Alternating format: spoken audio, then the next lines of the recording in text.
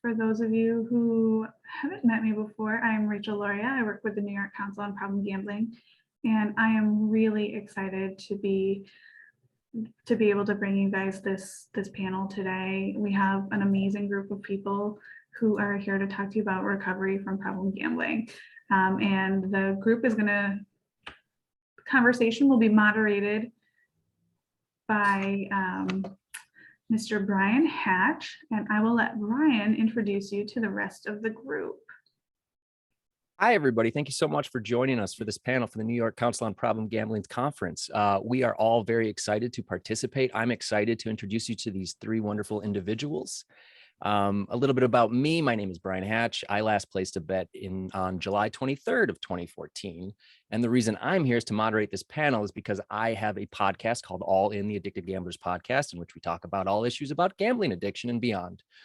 So that is who I am, and I'm very excited to introduce you to these three individuals who have all spoken publicly about their addiction, and that is why they are here. It's also a very diverse group of people who have suffered as a result of gambling harm.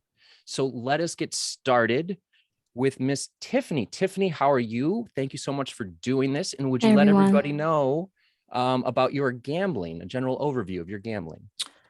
Yeah, thanks for having me here. My name's Tiffany K. Last bet date in September 22nd, 2019.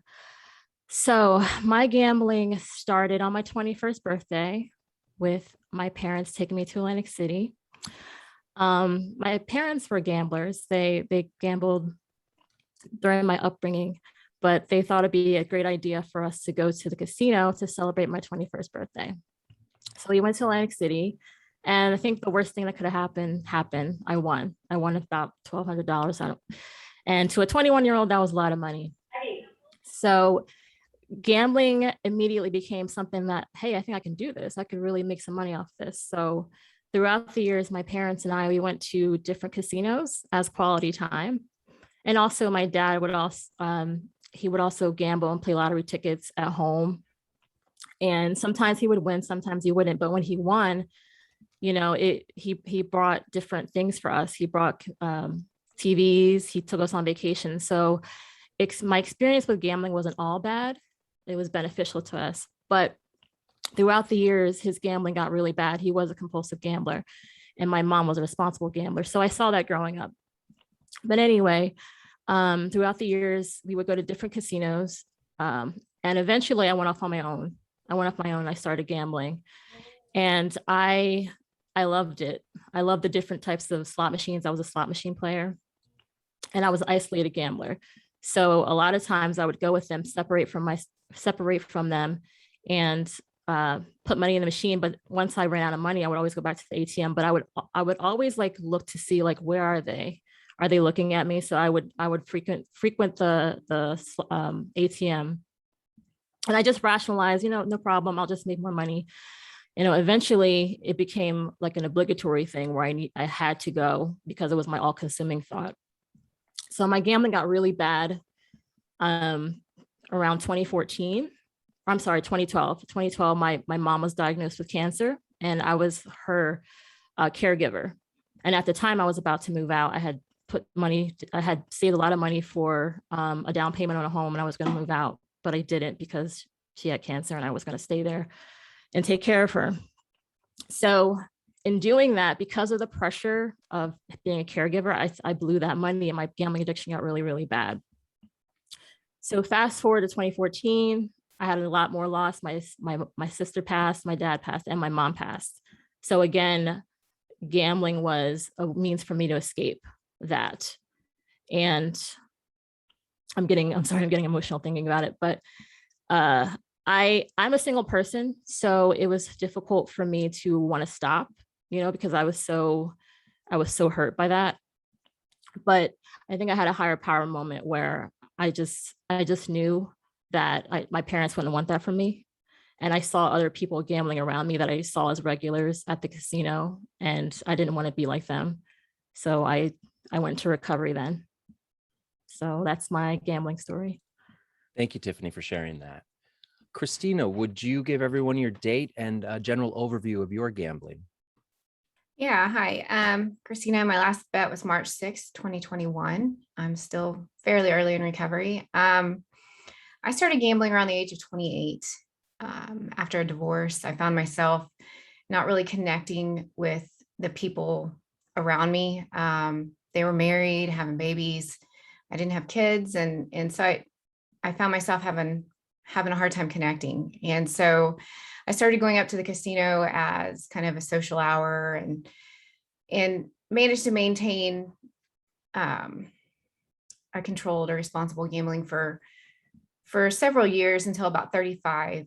And about 35, I think just things in my life were just not where I wanted them to be. I was in a bad relationship, and I just started using gambling more as an escape. I'd slowly been building these tools um, through gambling as a coping mechanism. And, I had a lot of the same similarities when it came to, as Tiffany, is, hiding it. It started to be like I avoided meeting up with friends because, I just wanted to go to the casino. I couldn't commit to anything because I just wanted to go to the casino.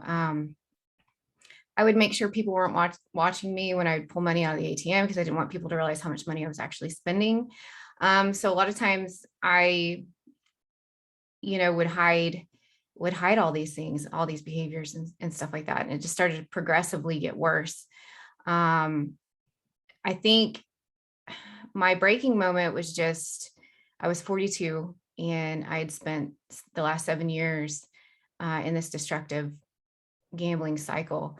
I was financially, broke. I was mentally, physically broke from just the years of this cycle. And so I don't know what the actual moment, I mean, I can remember the moment when things changed for me. I can remember it just like it was yesterday. But I don't know what it was actually that did it for me. It was just the fact that I didn't want to live my life this way anymore. I didn't want to live life anymore because I couldn't find a way out of this cycle.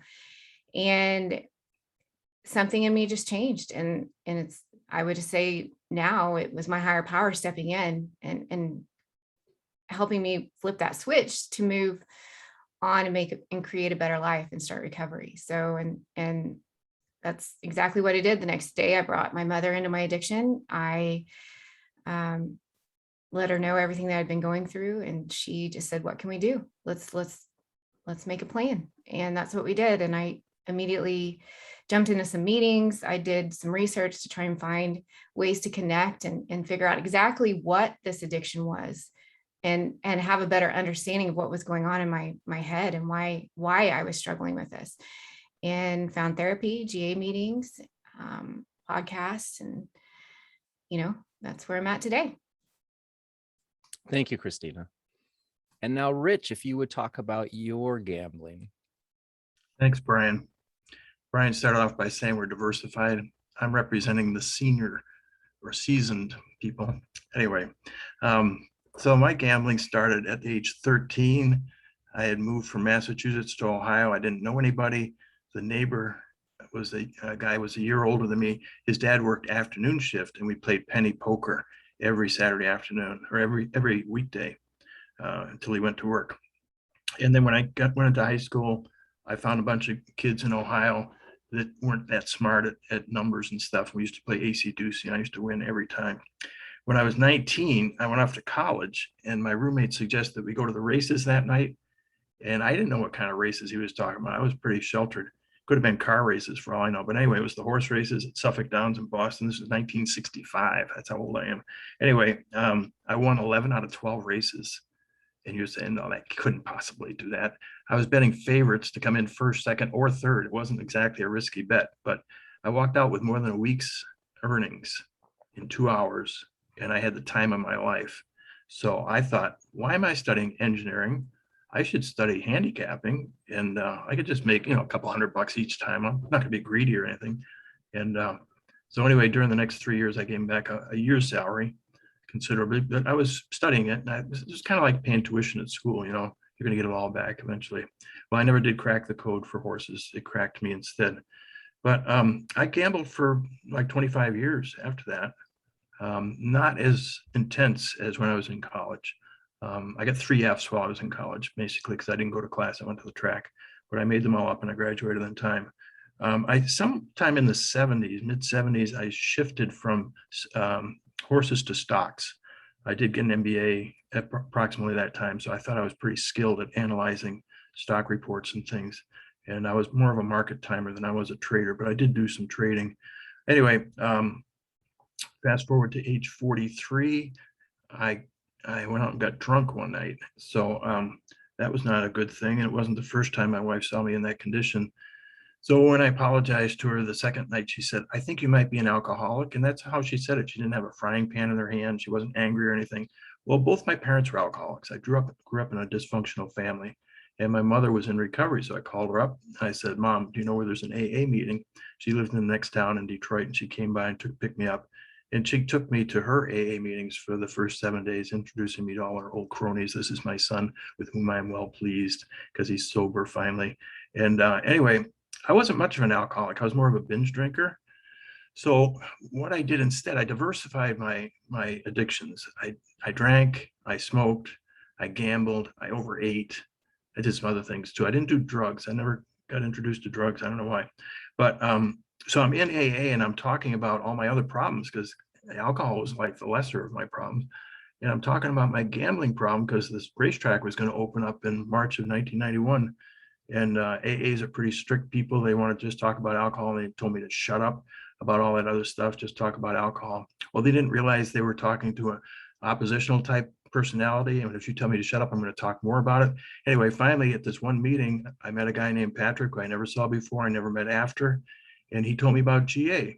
And despite going to the track for 25 years, I never read anything about Gamblers Anonymous. I knew about AA, but I didn't know about GA. So I called the hotline. And on opening day of 1991, instead of going to DRC, which was my fashion, I went to my first GA meeting. I thought it was kind of weird. It wasn't like AA. AA's, you can set the time. It starts at 8 and ends at 9, no matter. They could have 100 people there and it'd still be over in an hour. This GA meeting had about 40 people. It went on for 2 hours, and it didn't look like it was ever going to end. And I had about a 50-50 chance of going back to my second meeting because they were characters. But only come to find out I'm a character too. I was just a little different character. What the heck? So anyway, I did that. I had 9 years and 9 months of abstinence. I was a trustee. I was a chairman of Intergroup Yahoo. Nobody wanted the job anyway. And I went out and placed a stock trade. And I changed my date just because of that stock trade. For me, stocks were gambling. And then I went about 5 years without doing anything. Then I moved down to Florida and I had time on my hands, and I ended up getting back involved in the stock market just in time for 2007 to 2009. And believe it or not, I didn't lose any money, but I only lost my mind. You know, I'd get up at 3 o'clock and check the Dow Jones Industrial Futures or what's happening in Japan or Germany. I mean, who cares? But I cared a lot. I cared too much. So anyway, also some other addictions too is the internet. In 1995, I can remember having to go on the internet for work and loving it. I mean, I'm a geek anyway, so put me with a computer and searching the whole world for information. Anyway, I got a lot of different compulsions and addictions, and that's probably enough out of me. Thanks. Thank you, Rich. We're now going to ask the individuals about their method of recovery. And so I want to start with Tiffany. And Tiffany, I know that your podcast, Gambling Got the Girls, that you do with Danielle, plays a big part in your recovery, but what else is going on with your recovery? And please talk about your podcast as well and how that's helped you. Okay, so originally I came in to GA. That was my tried and true method of recovery. I didn't think there was anything else besides GA, and then COVID happened.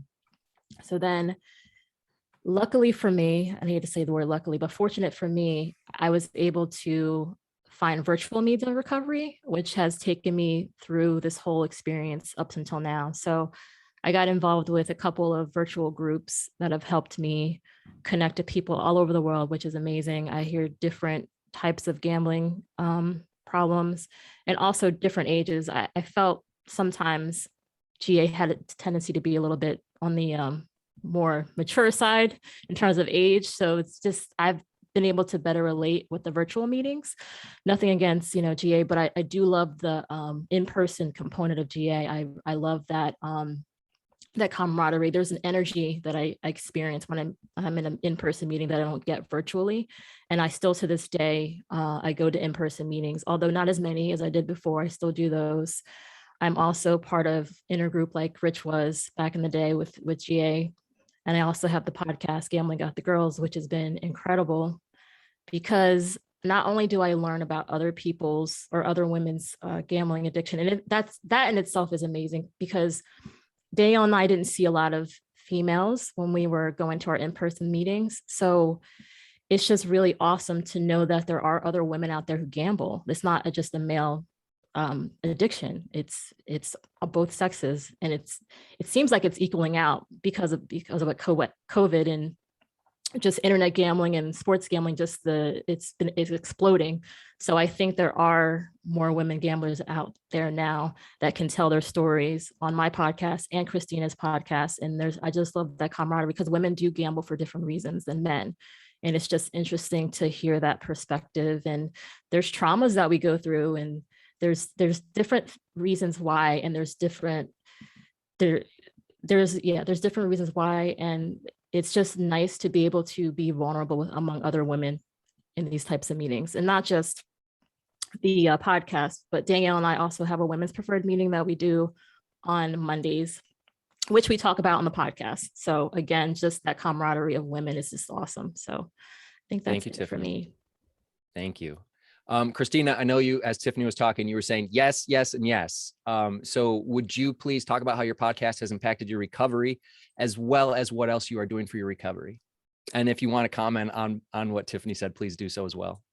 Yeah, I'm very much in agreement with Tiff as far as finding a connection for women in recovery. I attend GA, an in-person meeting every week, and then I do 2 local Zoom meetings also weekly with my GA people, and that has been one of the staples of my recovery. It was kind of like I don't know, it's kind of that beacon every week for me to kind of help reconnect me to recovery and things like that before I started the podcast. And yeah, I definitely feel like when I first went to that meeting, I was the only woman there, and there was probably eight other men. And even though I personally didn't have any bad experiences, I connected really well with everybody that was there, and I still look forward to seeing them every week. It would have been nice to hear another woman talking about this addiction. And this is one thing I just want to say: in the 15 years that I gambled, I never came across a compulsive gambling story. And so that's just important for me to say, especially another woman talking about it. I know I probably interacted with hundreds of compulsive gamblers. I just never heard their stories, and they didn't hear mine. But so then after GA, I started therapy, which has been a huge tool for me. She specializes in addiction therapy, not necessarily gambling therapy. And so, but it's still a really great way. She explained the 12 steps and everything to me a little more detailed than the GA. So that was nice. And then when I went to kind of look for different resources to just connect, I needed to talk to women and just understand this addiction from a female perspective. And so that's what kind of led me into the communities online. That's how I came across different podcasts. And, your podcast was one of the ones it is the one that led me to my own podcast, because I thought this would be great to put a voice out there for women. So that started the Broke Girl Society, which also started the community of just women talking about this addiction and putting our voice out there. So I work meetings 5 to 6 days a week. I work the podcast. I work the steps with my sponsor every week. And so, yeah, that's pretty much my recovery. It's my life at this moment. Thank you so much, Christina, for sharing that. And just so everybody knows, at the very top of the chat, you can find links to all 3 of our podcasts if that's what you're looking for. Rich is on top of that. And speaking of Rich does not have his own podcast, but Rich has been on my podcast many times. We did some Friday morning meetings where we would have a meeting on the podcast as best as you can when you know you're being recorded, and Rich was in charge of running those. So he is very familiar with speaking about his addiction. Rich, what are you doing for your recovery at this point? Yours is a little more I don't want to say in depth, but yours is longer, and you've had more exposure to different forms of recovery, I think, than Tiffany and Christina, who are a little newer. Yeah, it's more traditional. But before I get to that, you guys really have to listen to these two girls' podcasts. Oh, they are so powerful. I grew up in GA when there were very few women, maybe 5 out of 150 GA members were women, and we kind of tolerated them, But these women have podcasts that really get at the issues. They talk about feelings. Can you imagine that? In depth, they talk about feelings. And, in our little combo book, it says, isn't compulsive gambling basically a financial problem? It says, no, it's an emotional problem. But for years, we would go to meetings, nobody would talk about feelings. Anyway, definitely listen to those two podcasts. But Brian's podcast is good too. That's the one I found first and felt most comfortable with because he was a guy. Turns out Brian and I went to the same GA meeting. We didn't go at the same time, but same meeting in Michigan. We both frequented. Anyway, my traditional method of recovery started, like I said, with AA. And then after about 3 months, it branched out into GA, but I continued going to AA. And then after a few months, I went to adult children of alcoholics because both my parents were alcoholics. After a few months, I went to Nicotine Anonymous in order to stop smoking. After a few months, I went to Overeaters Anonymous because I put on weight after I quit smoking. Anyway, in 10 months, I joined 5 12-step programs. There's nothing compulsive about me or anything. Yeah, but basically, all I was doing is whacking away at the branches of the symptoms. And they told me that in AA when I kept telling them about all these other things. They said, just stay here, get a sponsor, work the 12 steps. It'll take care of the root problem. All the symptoms will go away. Anyway, my first year, I went to 355 12-step meetings. My wife, meanwhile, has a baby at home, plus other children. I won't mention how many. And I was absolutely useless to that. I ended up going to therapy just to get my meetings under control, for crying out loud. But anyway, very compulsive. In addition to all that 12-step things, I started up on radio recovery. This is way before podcasts. In fact, podcasters might not remember what a radio is. Back in the 90s, they had a radio program a couple times a week in Detroit. That guy went for about 5 years. He passed away. And the guy over in Windsor started the radio program every night for 4 hours. And he went on for about 5 years. So I was a regular caller there. I did internet recovery. A long time ago, back in the 90s, early 90s, there was something called GA Gazette. It was a bulletin board. It morphed into CG Hub and it morphed into Safe Harbor. It's still today called Safe Harbor. I did GamCare. I did gambling therapy over in the UK, all kinds of internet stuff, because like I said, I was addicted to that. I did education. There was a university up the street that offered a course in addiction counseling. I took every class they offered because I was retired by then. I did smart recovery from 2016 to present. And I've been doing podcasts. I think I started before the pandemic, but at least 2019 to present. So, I just like to do it all. I'm just like addicted to recovery, and I love learning and meeting new people and new ways of recovering, because GA, I'm sorry if anybody's here from GA is not the only way. You don't have to apologize, which it's okay. I do want to make a point of saying that all of the opinions that you're going to hear all came from the point of addiction. These three all have been addicted to gambling, and so their experience is forming their opinions. I'd like to invite all three of you to unmute at this point. I'm going to ask you a question, which will probably lead to more of an open discussion.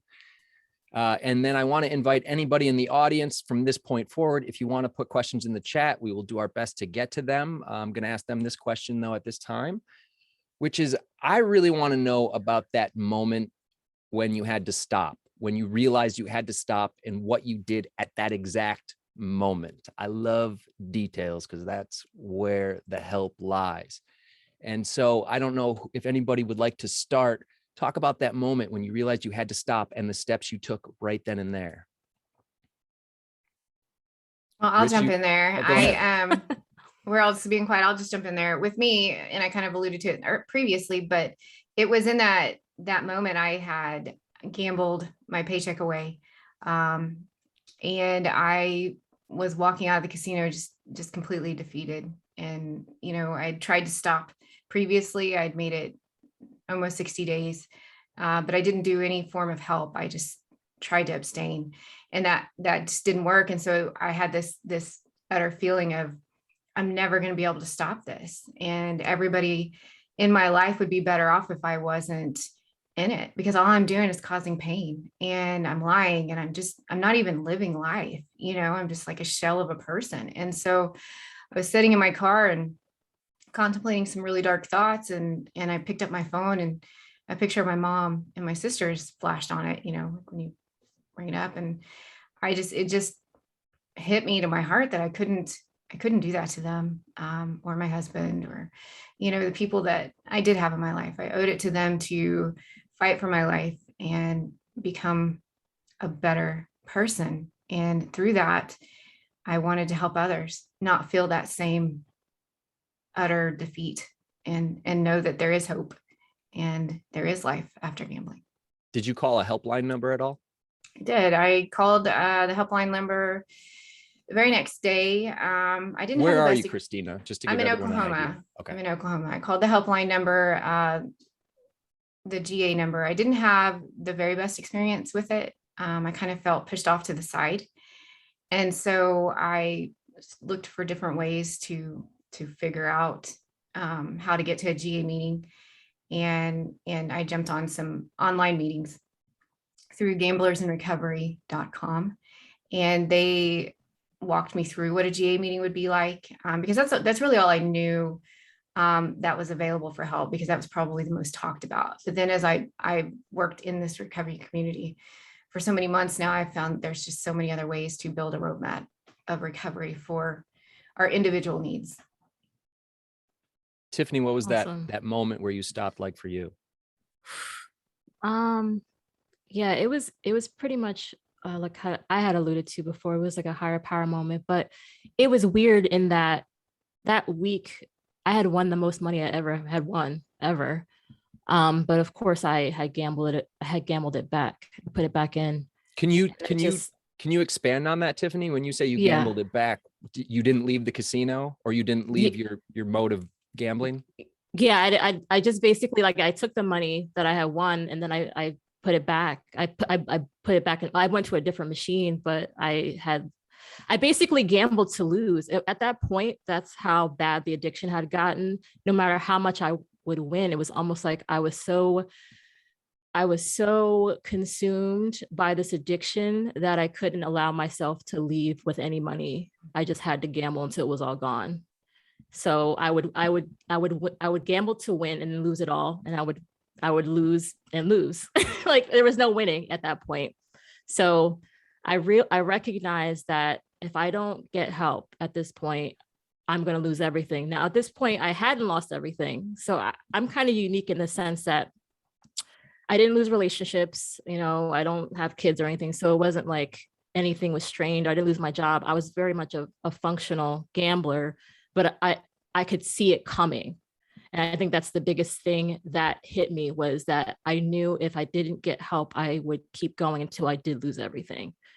And that's when I recognized I had to go to a meeting. Now, prior to this, I had gotten on a national phone call, national GA hotline, because I did know beforehand that I probably had a problem. So I was scared to actually walk into a physical room. I listened to the meeting, kind of got an idea of what that was like, and then I went back to gambling. Then I went to an in-person meeting. I got brave enough. This is a year before I actually went to my first meeting, as I would like to call it, where I walked in and I took other people's inventory and I compared myself to how other people were talking about their addiction. And I thought to myself, oh, I don't have a problem. These people, they really need this thing. I'm cool. I got it together. And I went back out and I gambled more. So that second time is when I knew I need to get help, because I can't do this on my own. Clearly I can't. It's just, I'm going to lose everything if I don't do something about it. Thank you. Thank you, Tiffany. And Rich, can you talk about that moment and what happened? I can, Brian, but it's not a dramatic moment like you're looking for. See, my financial bottom with gambling was 1969. I was gambling out of my resources. I was not hurting myself financially. Really what led to it was getting drunk that one night and realizing that my way of coping with stress and things wasn't working. And then it was like dominoes, you stop drinking, you stop gambling, you stop smoking, you stop overeating, just kind of get clean. But the moment was when I went to that AA meeting. It was in the Blue Cross Blue Shield building downtown Detroit. And this guy, Patrick, who, like I said, I hadn't seen him before, I didn't see him after, shows up. He must have gone to GA himself in order to know about it. But when I got to GA, there was no Patrick there. So he was just kind of like an angel or something, letting me know. I did call the hotline. They told me where the meeting was. There was a 50-50 chance I was going to go to the meeting or I was going to go to opening day. So I won that bet by going to the meeting. Then after the first meeting, there was a 50-50 chance I was going to come back or I was going to continue to go to AA. And I won that bet too, because I kept going. But yeah, the GA hotline is valuable. You know, once I got in there, I heard it advertised. Maybe it was always advertised, but I just never heard it, you know, because I didn't want to hear it or something. But that was 24/7, well, an answering machine, but that was very helpful. And then going to the first meeting was very helpful too. I felt very welcome. Thank you, Rich. I feel free to ask questions in the chat and we will get to those. I wanted to ask you three. You live in this world with me. We have more gambling now available than we've ever had before in the US. Do you have any thoughts on how the gambling industry is handling gambling addiction or anything specific that you think that they could do better than what they're currently doing? And if you don't have thoughts, it's okay. Okay, my thoughts of this are, is that I feel like the industry could do more getting the word out there that there is help available if addiction does happen, and it does clearly. So yes, they could definitely step up, bring more awareness and advocacy to the fact that gambling addiction is a huge problem, and the resources that are available to help gambling addiction. I really struggled, and I know so many others who have really struggled to find where to start. Where do you go? I had come across GA in my searches, and really honestly, I didn't know that much about it previously. And I know it's similar to what Rich said. You may not see it if you're not looking for it. But that's why I think it's more important than ever to really step up, putting the information out there and putting it in our faces, especially parents who are seeing their kids start the gaming and all that stuff. So yes, I think they can definitely do more there. Yeah, I mean, I'm sure there are programs where, or if there's not, there needs to be where casino staff members do know what to look for with problem gambling issues. And then also, I just feel like, especially with like internet gambling, if someone's trying to stop, and I know, you know, my co-host on Gambling Got the Girls had mentioned this, if you try self-exclusion, they still send you stuff like via email. And that's very maddening to someone who's really trying to stop gambling. So if there's like a way that they can get that out of their system, or there might be a glitch in their system where they're still sending like these advertisements for, you know, free comp dollars, whatever. It's just insane that it's not regulated in terms of just sending stuff to people who don't want it anymore. Tiffany, I have a question for you. Sure. It is from Jackie Torrance. Thank you for the question, Jackie. Tiffany, you spoke about gambling to lose. If you are willing to discuss, did you struggle with having money once you started recovery?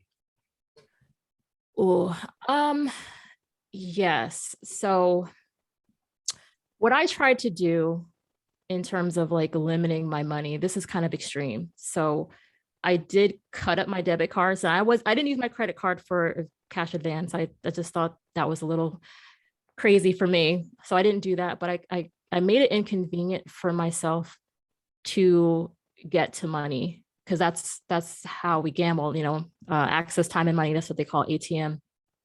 So I really tried to like make getting money inconvenient for me. And then I put myself on a budget. Now, fortunate for me, I keep using that word, the L word. I was actually looking for a place to live because my current landlords were going to sell their home. So I had to vacate and I had to find another place to live. So that kind of motivated me in a way not to spend so much money. But yeah, I just made it harder for myself to get to money. That's how it started for me. And then I recognized that, you know, if I stopped blowing money, I would actually be able to pay my bills and be a responsible human being. And it was nice. So yeah. Thanks for the question. There's a good question from Joe about, did people in your lives enable your gambling, possibly by bailing you out, or did anybody cut you off? Everybody in my life enabled my gambling by bailing me out specifically. And maybe they didn't know how bad my problem was, but they always would bail me out. Of course, as a gambler, you get to be very good at manipulation and lies, really knowing who you can go to that will bail you out. So I kind of trying to defend them a little bit, but yes. And once I told them I had a problem, they all like, bam, like it changed everything. They did not enable me, and they showed me some tough love, and it was great. Anybody else? Were you enabled by people in your life for your gambling? I was enabled by a friend. Well, in my story, I talked about my parents. My parents pretty much introduced me to gambling, really. And my dad was an enabler, now that I think about it, because it's almost like he was living through me in terms of me going off on my own and gambling. I would come home and he'd be like so excited, like, "Oh, Tiff, you won this much money." Like he would be cheering me on and encouraging me to gamble, even though I was like gone from the house for like 8 hours. It just boggled my mind that gambling was such an important part of his life, and it was part of mine too. So my dad was definitely an enabler. He used to take me to the Pennsylvania lottery. This is when I was a kid. I saw the gambling. So it was always encouraged and promoted. But also too, I would go gambling with a friend, and I actually couldn't stand the way she gambled because she was very conservative. But it kind of gave me an excuse to rationalize, "Oh, I don't have a problem. I'm going with my friend. This is like a social thing. This is cool." So I would gamble with her, but it would annoy me so much because she would bet so low. I would have to I can't gamble with you. You're just annoying me. Even though if she won, I would get mad at her for winning, like maybe $10, $15. She'd be happy about that. I'd be annoyed because she took away my attention for that little bit of money in my head. So just the insanity of it all, of the addiction, is mind-boggling. So those two people, my dad and my friend, were enablers. Thank you, Tiffany. Rich, any thoughts on anybody enabling you in your life? I would accuse my wife of enabling me, but like Christina said, I was a good manipulator. I kept her barefoot and pregnant, and I would gamble when I was out of town or when she was in the hospital having babies. So it wasn't her fault, really. But she was naive about it. She trusted me, which, you really can't trust a compulsive gambler. I did have one other item on that other question, though, about the gambling industry. Yeah, please. So I think that the dirty secret that nobody talks about at any of these conferences or any of these podcasts is the amount of money that the gambling industry makes off us compulsive gamblers. So if you were to go into a casino, roughly 30% of the people there are compulsive gamblers, even though only 1% in the population. And those 30% are spending a lot of money, more than the little nickel dime people.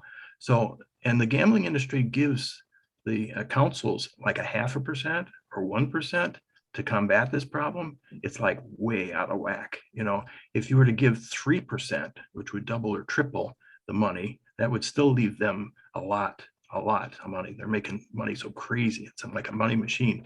And if they were to give more money, there's a state in Louisiana where they have a program where a person can go to residential treatment for 30 days for free if they're a resident of Louisiana. It's called CORE. CORE, yeah. Yeah, and it costs $5,000 if you're out of state. There are apps coming on to help with all kinds of addictions. Those should be free for anybody who's said that they have a problem. Gamban, which is expensive to block for the online people, that should be free. It should all be paid for by this ridiculous amount of money that everybody's making, including the governments. So that's my little rant. No, thank you for that, Rich. You got a lot of support in the chat for that. And I just want to point out that the NYCPG in the chat does not take money from the gambling industry, which is very important. And I also want to thank NYCPG for having us here. Awesome. They've been very kind to me. I actually got to visit them, and I made a lot of friends there. And I know some of them are here, and I just want to say hi to everybody. a wonderful group of people. When you meet these people in person, you realize they really do care, like actually care whether or not I gamble. And that is a good feeling, which means they care whether or not you gamble. And so please reach out to them because they really want to help you. I want to ask about Can I just worry. add one thing, Brian? Because Yeah. I've been here since yesterday morning. I've been able to attend all the presentations. They were dynamite. Every single one of them covered all kinds of different aspects. I learned a great. ton. And to see, 200-300 people from 10 o'clock in the morning until 8 o'clock at night hanging in there to these sessions, these people are so dedicated. They deserve a round of applause. I'm going to give them a round of applause. All right. Amen. Rich, somebody would like to know if you are still with your spouse. Kind of. We're celebrating 53 years next month, but it's still in the trial stage. Excellent. And I'll just say, I asked the question about the industry. 3 days, I've been doing this podcast for 7 years. I haven't gambled in 7 years. I haven't gotten anything in the mail in 7 years. And 3 days ago, I got myself a Look little at FanDuel that. flyer, which if anybody else is getting these and doesn't want them, you have to go on the FanDuel website, open up the chat box, tell them to remove you from the list. I did that. So I want to ask about worry and stress because that happens with a gambling addiction. What did worry and stress do to you? Because for me, it's not a financial problem, but it also is a financial problem. And that creates worry and stress. And for me, it created me going out and getting extra jobs to pay off my gambling and to stop me from having extra time to gamble, to where I was working all hours and never sleeping and just living an unhealthy lifestyle. Can any of you three relate to that? I lost a lot of sleep. I still have terrible sleeping habits because of it. I don't sleep much at all. Physically, and a lot of people don't talk about this, the physical side effects of the stress of gambling. And it literally, it gave me ulcers. And now I have a condition that I'll have for the rest of my life from the stress of just the damage I did gambling financially, mentally. And still, I still feel like my brain doesn't function right because of years of gambling. So, that's all part of recovery, I know. And I know that the further I'm away from the bet, the better things will get in a lot of aspects, but not in the physical aspect. Some of that damage will be there for the rest of my life. So it's my experience with it. I was going to say my attention span is trash. That's the biggest thing, I think. Just from all the years of gambling and playing slot machines and just the overstimulation that slot machines were doing to my brain, I have like no attention span. So I'm like working on that. As far as worry and stress, I think in the beginning of my recovery, I allowed myself to be co-addicted. So I went to like social media to give me that dopamine hit because I felt like a person that was just withdrawing from a normal drug. Like gambling is an addiction in that I was withdrawing. I was experiencing those feelings of I was anxious. I was nervous. I literally remember sitting in a meeting and I was like crawling out of my skin. I wanted to gamble so much. So I allowed myself to fall into like a social media addiction, which is not good either, but society deems it as okay. So I allowed myself to be on there, as well as like overeating.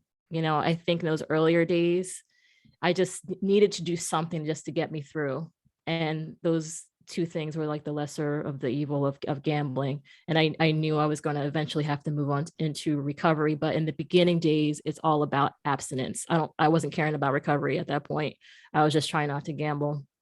So the stress was in that, just getting through the earlier days. And the money issues did come later, but I think once more time passed, I was able to like game plan. Once my head got clearer, I was able to like write down my finances. Although in the beginning, it's hard to see the reality of all the damage I caused, but it eventually gave me serenity because I was able to live in the reality of my life. It wasn't this terrible thing anymore. It's like, okay, this is, I can work with this. This is a baseline for me to progress. So yeah. Thank you, Tiffany. Brian, that was a great question about stress. So the best place, if you're planning a heart attack, the best place to have your heart attack is in a hospital, preferably the emergency room. The second best place to have a heart attack is in a casino because they have more defibrillators than any other building in the world. Why? Because if you have a heart attack, they want to bring you back to life in case you got some more money to give them. Thank you, Rich. I got to ask, I want to address Paula Costello's statement and question. My son, 23, just got into treatment. How did younger people benefit from parental support? Please be specific. I just really want to address that really quickly, if I may. I was 24 when I told my parents about my gambling addiction. I cried, and they supported me in every which way. My mom saved my life. I mean, it's true. And to address, I think Joe said it earlier about bailouts, and I think you kind of gave a negative connotation to bailouts. Your family wants to help you, and to them, it's a financial problem when they're not aware of all the feelings you're having, depression and whatnot, whatever's causing you to gamble. And how they know how to help you is to give you money to alleviate that worry and that stress. And my parents did that. Now, sadly, yeah, I did relapse after that. But the support of my parents meant everything, because that's your family, and you want to be able to turn to your family and trust that what you tell them, they're going to help you with. I know somebody right now who doesn't tell their spouse about it, and I don't know what to say other than you need to tell her. You know, I know somebody right now who won't tell their parents about an alcohol addiction. And it's like, you don't want to get into those situations where you can't trust your family. Please, please trust your family to help you. If anybody else had thoughts on that. Yeah, absolutely. When I told my mom, just her stepping up, I gave her so many reasons not to want to help me, not to, I did some terrible things in this addiction. And just by her saying, what can we do? What can we do together? That right there was huge, because I knew the support that I was going to have in her was going to change things for me when I actually started recovery, and it did. And she's my biggest supporter. And yeah, definitely. But she did also put boundaries up and stop the enabling, and she didn't take me at my word. And so that's a lot of stuff that we work through, and we have an amazing relationship today because she did put those boundaries up. Thank you, Christina. I want to mention, yes, Sissy H, fantasy football is definitely gambling. I mean, unless you're playing it for free, it's gambling. And then I want to talk about Gam-Anon and affected others, because they suffer as much as the gambler. And the affected other would be your spouse, your family member, your friend, whoever you're gambling affected, your coworker, your boss. Could you all, if you had any experience with Gam-Anon, please mention that. And if not, could you talk about the affected others in your life? And that will probably wind up taking us to the end, I'm guessing, Rachel. Let me step. Okay. Please. My husband, it took me a while to tell him. It took me about 60 days of continued therapy to tell him, to bring him into the addiction. He did not know, because being the manager of the finances and things like that, I was able to hide it for as long as, he obviously knew something was wrong, but he just didn't know what, and he didn't know what questions to ask, I guess. But once I brought him in, we talked about it, and it hasn't been a real easy road, to be an affected spouse. But even with my family, my mom, my sisters, people that were hurt directly by me because of my gambling, they've needed support too. They've looked into Gam-Anon. I believe my sister is pretty involved in Gam-Anon and things like that to help other family members. But there are also places, Recovery Road Online has a family group, and it's great. It's a great group. And they're very inviting, very welcoming, and they have Zoom meetings and all kinds of help and support for that. So yes, they definitely need as much recovery as we do in a lot of instances. So yes. I mean, my sister, I had told her maybe a week after I went into GA, and it was only because we were going to Atlantic City for a concert, and I wanted her to kind of watch my back because I was only 1 week into GA. I didn't want to gamble, so I told her about my situation, and she was proud of me. She doesn't understand gambling or the addiction, but she supports me, as well as my roommates that I consider family. After my parents passed, I had moved in with them. I lived there for 4 years. I told them, and they were supportive too. And I pretty much explained why I was behaving the way I was behaving, because when I was gambling, and usually it was on the weekends. I would be gone all day, but then I would be in my room, and I would hide in my room, like embarrassed, depressed. I would eat in my room. I was like a hermit. So I explained all of the behavior that happened, and it made sense to them. But yeah, I didn't have too many like affected others. And that come to my mind. I mean, I've talked to a coworker over the few years that I was gambling, and I almost talked about my gambling as like I kind of joked about it in a way, because I said, oh, I just lost some money. Ha, I'll work more hours to excuse me, to make up the money. But meanwhile, I think I was just lying to myself, kind of downplaying the whole situation, and it definitely affected my my work performance. I didn't care. I wanted to work extra hours to gamble with. My quality of work wasn't necessarily great. It got worse. I just use it to fund my gambling. I'm very much a compulsive person, so working extra hours was never questioned. I just wanted to say about Gam-Anon, that's a great question, Brian. Especially somebody with a 23-year-old son. I've been in Gam-Anon or around Gam-Anon where the parents of the adult child is there, and it's been very helpful because it's counterintuitive, this tough love business. My wife went to some Gam-Anon, she went to some Al-Anon. Sadly, when we first got in 1991, there were quite a few Gam-Anon meetings in the Detroit area because the GA was so homogeneous. It was white, middle-aged men who bet on sports and horses, and it was the wives that were in the Gam-Anon. But now if you go to a GA meeting, there's not that homogeneity anymore. It's very diverse. And a lot of people come into GA without any partners or significant others, let's say. Thank you, Rich. We are wrapping up. I put my email in the chat. If anybody wants to chat further or wants to share their story on the podcast, love to have you. We love to tell everyone's story on there. And I'm sure the same goes for Christina and Tiffany. And I can put you in touch with any three of these if they don't end up sharing their information. But I just wanted to say in closing, thank you so much to the New York Council on Problem Gambling for having us and letting lived experience share their thoughts and their stories and their hopes. I think what you're seeing here are three success stories. It takes us a while, but we get there. So I want to say thank you. Tiffany, Christina, Rich, anything in closing? I just want to I tell everybody how much I appreciate you listening and coming and listening to our stories. I appreciate being invited. It definitely feels good to get the word out because, this addiction is not taken seriously enough. And I consider us like ambassadors to just getting the word out. And I really appreciate the audience being here, supporting what we have to say. So thank you. I'm just going to say amen or ditto because, even if you save one life or change one life, I mean, the success rate is not overwhelming in this program. But if something you say or something you provide just changes the life of either a gambler or the affected person, consider your whole life a success. Amen. I agree. Thank you guys all so much. And Brian, I would say I count 4 success stories here. Don't forget to include yourself. Oh yeah, the ranks of the other folks in the room with you. And I just want to encourage everybody to check out the podcast. Tiffany's got Gambling Got the Girls, Christina, Broke Girl Society, and Brian, all in the Addicted Gamblers podcast. Excellent podcasts. Use them, share them with people. You can learn so much and you'll hear different stories from different peoples and different perspectives.